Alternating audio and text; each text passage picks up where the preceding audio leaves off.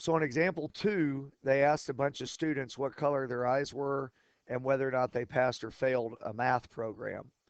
And so part A says, what's the probability that a student out of this group of 2,000 fails? So that's the probability they fail, which is 200 out of the 2,000, okay, which works out to be 1/10. What's the probability that they fail given that they have blue eyes? That's written like this. What's the probability they fail given that they have blue eyes? So given that they're in this group, what's the probability they fail? Well, there are 100 people in that group. 10 of them failed. That's 1/10.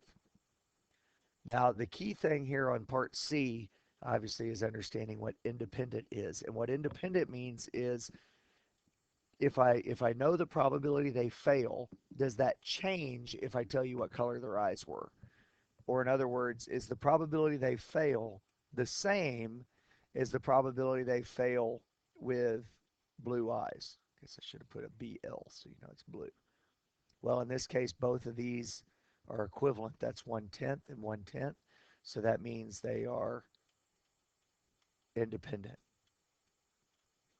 If these are not equal, if the probability changes, then that means they're not independent. So these are independent. And some students will also get this concept confused with disjoint. I don't know why. Totally different concepts. But disjoint means can they happen at the same time? So are failing and blue eyes disjoint?